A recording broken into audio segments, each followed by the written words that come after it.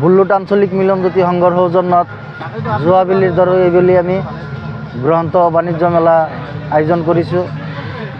উক্ত বাণিজ্য মেলাত আমাৰ কিতাপৰ বিপণী থাকিব, আপোনাৰ বাণিজ্য মেলাৰ দোকান পোহাৰ থাকিব আৰু আমাৰ এই গ্ৰন্থমেলাৰ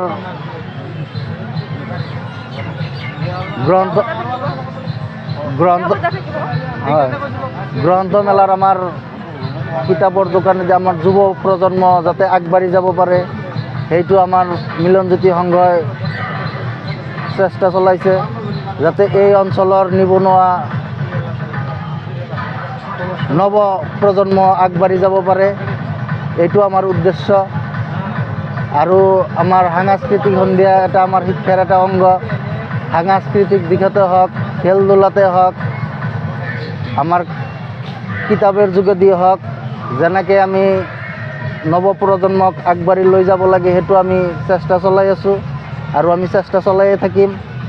এইখিনি আপোনালোকে চাৰ্কাছ আছে, আমাৰ ভ্ৰাম্যমান থিয়েটাৰ আছে আৰু আমাৰ মটকা কোৱা আছে, আপোনাৰ নাগৰতলা আছে, ব্ৰেক ডেন্স আছে, বিভিন্ন ধৰণৰ খেলা ধূলা আছে। আজি আমাৰ বৃহত্তৰ হাজো অঞ্চলত যি মিলনজ্যোতি সংঘ পুথিভঁৰালৰ সৌজন্যত বল্লুট বজাৰত দ্বিতীয় বাৰ্ষিক অধিৱেশন আৰম্ভ হৈছে। ইয়াত গ্ৰন্থ আৰু বাণিজ্য মেলাৰ লগতে বিভিন্ন ধৰণৰ খেলৰ সামগ্ৰী অনা হৈছে। ইয়াত অকল যিহেতু এইখিনি জেগা সংখ্যালঘু অধ্যুষিত অঞ্চল হিচাপে জনাজাত, কিন্তু এই বাণিজ্য আৰু গ্ৰন্থ মেলাৰ জৰিয়তে আমি যি হাজো এখন মিলনৰ তীৰ্থভূমি সেই সম্পৰ্কে আমি দাঙি ধৰিছোঁ।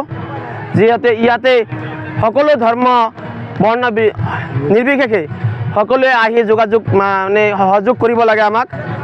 ইয়াত ধৰকচোন আমাৰ গ্ৰন্থৰ লগতে মটকা কোৱা, চকৰি, তাৰপিছত সৰু ল'ৰা ছোৱালীৰ মনোৰঞ্জনৰ কাৰণে ৰেল বা হয়তো অন্যান্য খেলৰ সা সামগ্ৰী আছে।